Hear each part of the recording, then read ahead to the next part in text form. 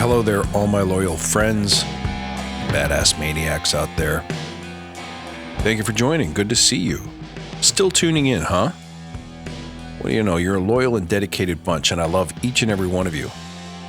Listen up. One of the questions I get frequently and most passionately is from people who want to know how they can be more influential. Now, let's start with the assumption that people ask that question not so they can have more power, necessarily, at least not as their primary concern, but because they want their voice to be heard. They've got a passion. They've got some vision that they want to make real. They got something they want to accomplish. As you know, I consider that to be the greatest and most noble goal, is to have a vision and to have a reason for being on this planet, and to have that reason being rooted in service to your fellow man, to your community, to your teams, or even to your customer. So I have no problem trying to teach people how to become better influencers. I think it's important. So it occurred to me this way. Here's what influence really looks like. Someone said to me the other day, "Hey, it's Friday." And what immediately jumped into my head was that ridiculous song from about a decade ago called Friday by Rebecca Black. Now, Rebecca Black, to be honest, was a pretty terrible musician. And the only reason that she got the exposure, the massive exposure, worldwide exposure, on all channels, she was on radio, she was on video, she was on internet, she's everywhere. And the only reason for that is that they reportedly spent around $4,000 US at the time getting a hit factory to write and to produce that song for her, to put it out in the market, and to make it viable and help it spread. But they did such a good job of it that 10 years later, when someone says to me, "It's Friday," that song immediately pops up, and you're welcome. It will for you too now. There's a couple of reasons for it. Number one, she went and anchored that ridiculous song to something common or something emotional. So the catchphrase, "It's Friday," is something that people use all the time. So even if I were to forget the song completely, every time somebody says that phrase, it gains new life. It rises up again. So anchoring your thing, your message, your sentiment, your vision, your purpose to something that's always sitting on the conscious or near the conscious mind is crucially important. So you've got to hang your message off something that's emotionally powerful to them, and you've got to find a way to link one to the other. So when I go out and coach, I'm always trying to tie my message to bigger questions that I know are meaningful and always sitting on the subconscious mind of my listeners. Do you want to be more successful in general? Do you want to learn the skills that elite performers in every domain of life, whether it's performing arts or sports or business and beyond, use every day to achieve the things that they achieve? So I'm anchoring my message constantly to other messages of belonging, of creating something that lasts beyond your lifetime.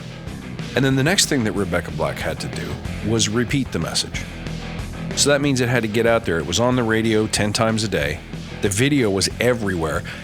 All of this exposure from all these different channels, not to mention the fact that some people out there just thought it was bad. The point is, no matter what the exposure, it was constantly in your face. So it's anchored to something powerful and something that's omnipresent in my life. That is to say, the term "It's Friday." And it was repeated so many times that I can literally hear the song. It's almost like an after image in my eyeballs. It's burned there. And believe me, I didn't ask for that kind of trouble. And then the last thing that she did successfully was to amplify those waves. So again, the controversy around, who is this kid? Oh, well, she bought her success. Oh, well, the song is terrible. Oh, well, it's been auto-tuned. Oh, well, it's grammatically incorrect. There's teenagers driving the car in the video. What the hell? Like, there was all of this meaningless controversy around it that made it ever present, but it was also memorable. So to my mind, if you want to influence people, you have to have some way of bringing those three factors together. And if you do it right, people will never forget you. And again, if you're trying to make a difference, if you're trying to be of service to your fellow man, if you're trying to create something lasting, something that makes the world a better place, if you're trying to deliver unparalleled service, you want to be memorable. So if you look at what I do, and I'm by no means the best in the world at this, there are many more who are so much better, who really invented the game. But I do anchor what I talk about to the emotional feeling of being part of something special, of being significant, of creating real memorable change in the universe. Then I repeat my message over and over. I really don't say a whole lot of different stuff. I just say the same thing a bunch of different ways. And then I amplify those things. So I'm out there not only in my client's face, but I go through different parts of the organization and simply knock on doors and say, hey, what are you guys doing with Agile? Let me show you how it could make a difference. Let me show you how other people in the industry are using it to make a difference. Let's take some of the problems that you have today, and instead of solving them in a year, let's see what we can solve in an hour. Right? Those are the amplification waves. Those are the things that make it memorable because it's different. Because who else does that? Who else comes into our space and solves our problems in 30 minutes? Who else talks about Agile like it's simple rather than complex?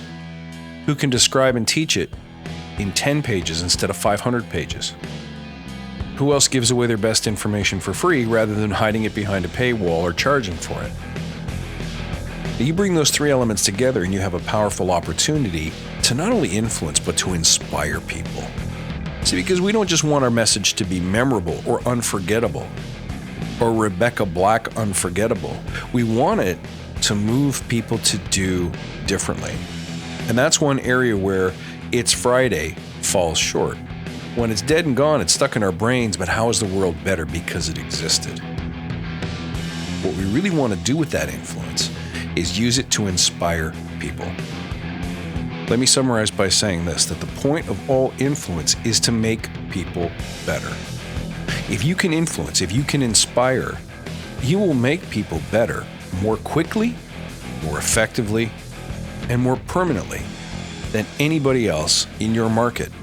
That's the reason we want to gain influence, is to help others become more so that they can do more, contribute more, achieve more. And then they become the next generation of leaders who in turn influence, and before you know it, we've created a movement. So that's the question I'd like you to ponder this week, is that if $4,000 can buy unforgettableness, what could we do with it? Using those same techniques, take the $4,000 out, but learn the techniques that $4,000 bought, which is to anchor, to repeat, and to amplify your message so that it becomes the shot heard round the world. You do those things well, and you can make real change, my friends. I want to hear how it's working for you. So don't forget to reach out, badassagile.com. You can find me on Twitter at badass_agile, on Instagram, I'm at badassagile. And guys, thank you so much for being true believers, for being part of something special, for being part of this elite tribe. I look forward to seeing you next time, and until then, stay badass.